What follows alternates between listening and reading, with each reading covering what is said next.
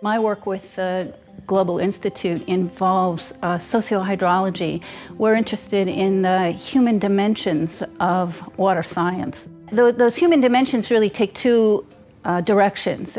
In the first, they involve how do we better use the wonderful scientific information that's being developed by the ecologists and the hydrologists and the climatologists for better decision making.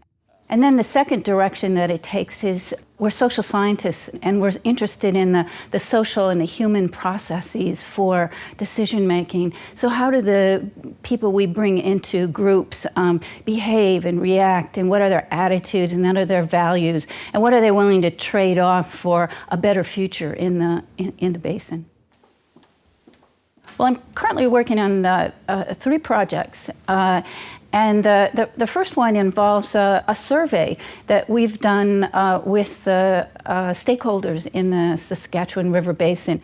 And we asked them, how do they define sustainable water use and what are the issues that concern them most? And we discovered, surprisingly, that they were less concerned about flooding and drought and climate change per se than they are about governance, than they are about the human capacity to deal with these changes that we're seeing in the environment.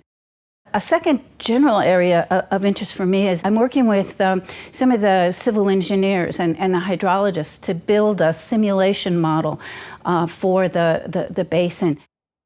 It's a water budget model, and so we look at what's coming into the basin in terms of water supply and what are the needs for the basin in terms of water demand.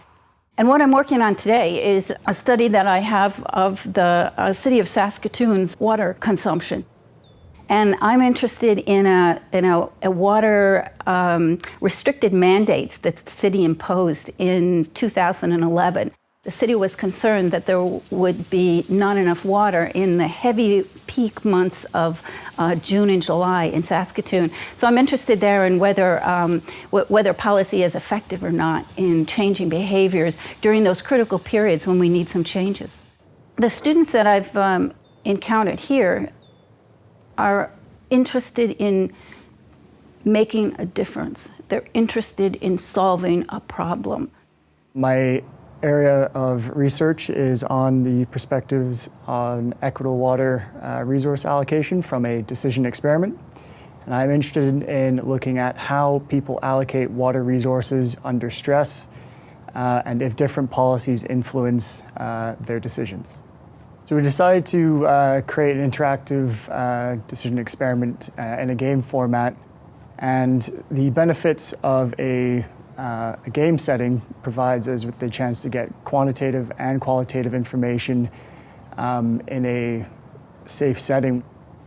Each person will represent a region, either Region A, Region B, or Region C.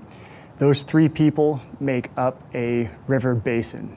Now each person will allocate a certain amount of water units to a number of competing sectors. The sectors that we have are agriculture, municipal, industry, and the environment. So Region A will allocate their water resources. They will click submit, and then it will be Region B's turn to allocate with the remaining number of water units that Region A has not used. Now this is done numerous times.